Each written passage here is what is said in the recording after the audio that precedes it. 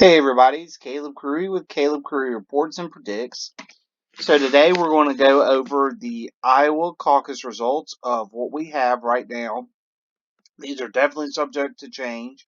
Then we're going to go over the New Hampshire election, which by the time you're watching this video will be happening this evening. So what we do know about Iowa is it was a mess, and that's why it took so long for me to publish a video on it. Is results started coming in, and now there's going to be some recanvassing happening. So it's just been a complete and utter disaster. But we do know kind of the general picture of Iowa is that Pete Buttigieg and Bernie Sanders did very well. As we predicted on this channel last week, I predicted that Bernie and Pete would both win, and specifically that Pete would probably win the delegate vote and Bernie would win the popular vote. That's what happened. Um, and so we'll be making a New Hampshire prediction as well. So if we look where Pete Buttigieg did well in the state, now he's in this deep blue, and as my cursor, Pete Buttigieg did really well in a lot of these rural counties throughout. And there's a couple like suburban counties like Dallas County here that he did really well, but he really did well in the rural areas, and he was able to keep up with Bernie in some of the bigger areas as well, like Polk County where Des Moines is, um, and places like that. But the college towns is where Bernie really his strength was, and Pete Buttigieg got 564 of the state delegate equivalents, and Bernie Sanders got 561. Elizabeth Warren came in third with 388. Joe Biden with 339, and Amy Klobuchar with 263. What was awful for Joe Biden was that Joe Biden really underperformed his polling, and he just did awful in Iowa. There's really, if you're Joe Biden, not a lot of excuse for that. If your whole campaign's about electability, then here comes an election, and you come in fourth. I mean, I don't think that there's a lot of excuse for what happened for Joe Biden in his campaign. They have to be able to get to South Carolina and win South Carolina, or his campaign is probably over with, and they're going to. It looks like they're going to limp into South Carolina. We're going to come down here to see the initial preference.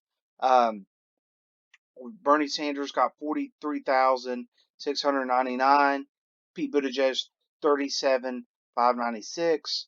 Elizabeth Warren 32,60 611. Joe Biden 26,322, and Amy Klobuchar got 22,474 of the initial votes. And then they do a weird thing in the caucus where if you don't get 15% in certain precincts, you have to reallocate um, to that till everybody has gotten 15%.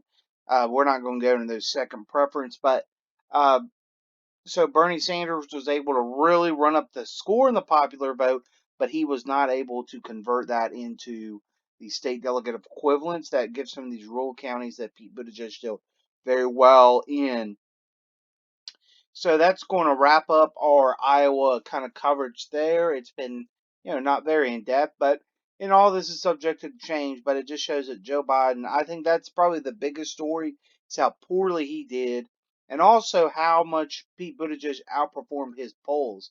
Now, Bernie Sanders did very well and outperformed his polls, but Pete Buttigieg did in such more of a significant way. I think that's why Pete Buttigieg was able to capture so much of the media attention, and really he went out there and said he won Iowa, and he kind of created his own media story, and this is what's got him to help him in New Hampshire. Now we're at the 538 website again. So their forecast that Bernie Sanders is forecasted to get a 69% chance of winning the most vote. In New Hampshire, Pete Buttigieg has a 28% chance of winning the most vote, and then after that, it just falls. Then Elizabeth Warren to come in third, um, and so on and so on. So then, if we go over to the polls, we see three polls that were added today. Bernie Sanders is up by 8 in the American Research Group poll. 28. Then Buttigieg at 20. Biden and Klobuchar tied at third with 13%. Elizabeth Warren at 11. And then from the University of New Hampshire, Bernie's at 29, Pete Buttigieg is at 22, Biden at 11, Warren at 10, Klobuchar at 7. And the University of Massachusetts Lowell has Bernie at 25, Buttigieg at 17, Elizabeth Warren at 15, and Joe Biden at 14, Klobuchar at 8. So really, we got yesterday as well. We got a lot of polls. The polls, for the most part, show Bernie Sanders about 7 points ahead. Pete Buttigieg in a clear second place. Then third is jumbled up. And I do think that here's the prediction is for New Hampshire is that Bernie Sanders will win New Hampshire. I think it's going to be a little closer than what it's showing. I think he'll beat Pete Buttigieg by 2 or 3 points. Which maybe Pete Buttigieg would be able to uh,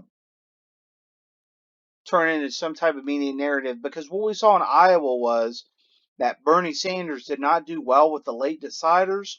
So I assume that that trend will probably stay the same because Bernie is one of these people that he's able to lock in his support extremely early. Um, and even though him and let's say Elizabeth Warren, who's been losing support in the last couple of days, Elizabeth Warren, her uh, group, her and Bernie come from similar ideological lanes, but their demographics are a little different. Her demographics and Pete Buttigieg actually is more similar, which is the college educated uh, white voter. So that's very interesting. So they may be actually Pete Buttigieg may be getting some of Elizabeth Warren's support. Amy Klobuchar has been surging, but if a lot of the moderate voters look and say, well, Amy might be surging, but it's either Pete or Bernie. I really think that that could really bundle in to both their supports because people see it's a two-way race in the state. Uh, I do think that Elizabeth Warren will come in third.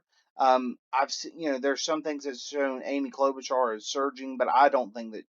I think a lot of that kind of her vote will probably shift over to Pete Buttigieg.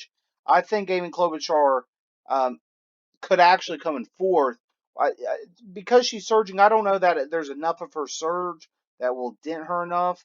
And I do think Joe Biden will come in fifth. And I know that sounds a little crazy, but I do think that, look, Joe Biden has not started off well. He's having a lot of negative coverage about him. He called some person a lying pony dog soldier or something. So I just don't think is going well for Joe Biden, and he's going to get hammered pretty bad in New Hampshire. And in Nevada, we don't have any recent polling out of there, but he's probably not going to do too well there, which is originally a state that you thought would be very strong for Joe Biden. And if he doesn't do well in Nevada, I really do think he'll be limping into South Carolina. And I think that Joe Biden is pretty much at the end of his rope, so to speak. Uh, so, but I'll cover that in a later video. Later on, I'm going to be doing a video on the Irish election results. They're still counting, so we have not done one on that one. I also do one on the Labour leadership election in the United Kingdom. So I will continue to keep you guys all up to date. We'll be doing Nevada and South Carolina previews and predictions later on, right before them, and I will also be doing one for Super Tuesday. So thank you guys so much for tuning in and watching my video, and make sure to like and subscribe. Thank you guys so much. Have a great day.